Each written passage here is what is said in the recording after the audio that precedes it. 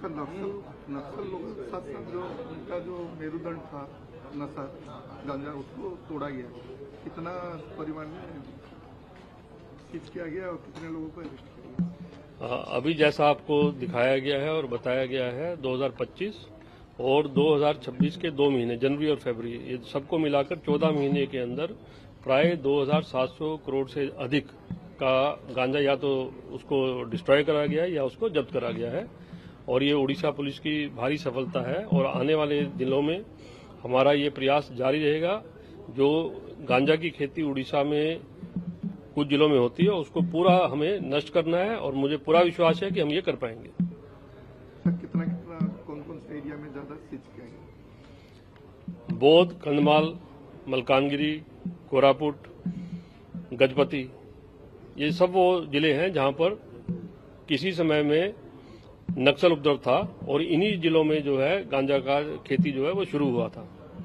और अब हमारे जो प्रयास हैं वो इन्हीं जिलों के अंदर हम इसमें ज्यादा फोकस कर रहे हैं और उसमें भारी सफलता मिली है। जैसे मैंने आपको बताया कि काफी संख्या में हम नष्ट कर पाए हैं और निरंतर प्रयास की वजह से अब हम एक ग्राउंड पे देख पा रहे हैं कि इन जिलों में गांजा की खेती क्रमतः कम होती जा रही है, जिसमें रायगढ़ ने एक अच्छा उदाहरण जो है वो पेश करा। सर जो हशीश सीज किया गया, ब्राउन शुगर का भी कुछ कारोबार, ये एक नया ट्रेंड नजर आया। पहली बार जब 2 जिलों में मलकानगिरी में और कोरापुट में हमने देखा वहां पर गांजा को कन्वर्ट करा जा रहा है हशीश ऑयल में और उसका मुख्य तौर से कारण ये है कि जब उन्होंने देखा कि जमीनी स्तर पर पुलिस की जो कार्रवाई है वो बढ़ गई है और अगर गांजा कहीं से ट्रांसपोर्ट करा जा रहा है उसको पुलिस जान पा रही है और जब्त कर रही है तो उसका डिस्टिल करके उसको, क्योंकि वो काफी हजारों केजी को आप कुछ किलोग्राम में कन्वर्ट कर सकते हैं, उसको ले जाना जो है आसान होगा। इसकी वजह से गांजा को हशीश तेल को में कन्वर्ट करने के लिए 2 जिलों में हमें 2 जगह में मिला और दोनों ही बॉर्डरिंग एरियाज थे, बिल्कुल इनएक्सेसिबल एरिया, बहुत अंदर की तरफ। और मैं धन्यवाद देना चाहूंगा, प्रशंसा भी करना चाहूंगा कोरापुट और मलकानगिरी जिला के एसपी और उनके अधिकारियों को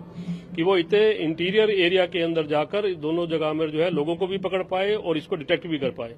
और उसमें हमारी इन्वेस्टिगेशन जारी है। उसमें इंटरस्टेट लिंकेज जो है उसको हम वर्कआउट कर पाए हैं और कुछ लोग पकड़े गए हैं और फर्दर इन्वेस्टिगेशन हमारी उसमें कंटिन्यू कर रही है। इन दोनों केस को हम फाइनेंशियल इन्वेस्टिगेशन की दृष्टि से भी इन्वेस्टिगेट कर रहे हैं और मुझे पूरा विश्वास है उसमें अच्छा फल मिलेगा। सर नशा मुक्ति के लिए आपने कहा 3 साल का अभियान चलेगा, क्या है? जैसा कि आप जानते हैं उड़ीसा पुलिस 1 अप्रैल 2026 को 91 वर्ष में पदार्पण करेगी। उसी 1 अप्रैल से उड़ीसा पुलिस मादक द्रव्य निवारण के लिए और उड़ीसा को नशा मुक्त करने के लिए एक 3 साल का कैंपेन आरंभ करने जा रही है, जो 1 अप्रैल 2026 से शुरू होकर 31 मार्च 2029 तक चलेगा और उसमें हमारी पूरी कोशिश रहेगी नंबर 1 कि गांजा का जो खेती होता है वो बंद हो, उसको हम पूरा खत्म कर दें। दूसरा, जो और राज्यों से यहां पर किसी तरह का मादक द्रव्य आ रहा है उसके ऊपर पूरी तरह से रोक लगे और तीसरा कि हम अपने समाज में इतनी सचेतनता पैदा करें कि लोग मादक द्रव्य का जो यूज है उसको वो खुद ही छोड़ दें।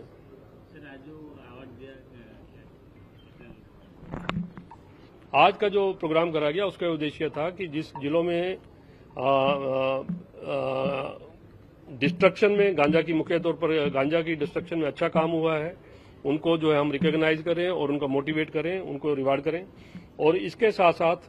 अब हमारा ध्यान इस चीज पे भी जा रहा है कि जो एनडीपीएस के केस हम कर रहे हैं और उसकी संख्या बढ़ती जा रही है, उसमें इन्वेस्टिगेशन अच्छे तरीके से करा जाए और उसके अंदर जो है कन्विक्शन आए।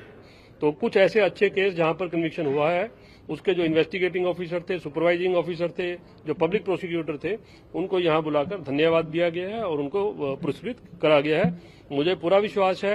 कि ऐसा देखकर और भी जिलों के ऑफिसर जो हैं, तदंत अधिकारी हैं, वो भी मोटिवेट होंगे और वो भी अच्छे तरीके से इन्वेस्टिगेशन करेंगे जिससे ज्यादा से ज्यादा केसेज में कन्विक्शन हो पाए। सर माओ ऑपरेशन नजदीक आ जा रहा है और उसको लेके 10 दिन बाकी है, पोस्टमार्टम को लेके क्या मूवमेंट है? हमारे पूरे प्रयास जारी हैं, अल्प कुछ लोग जो है बचे हैं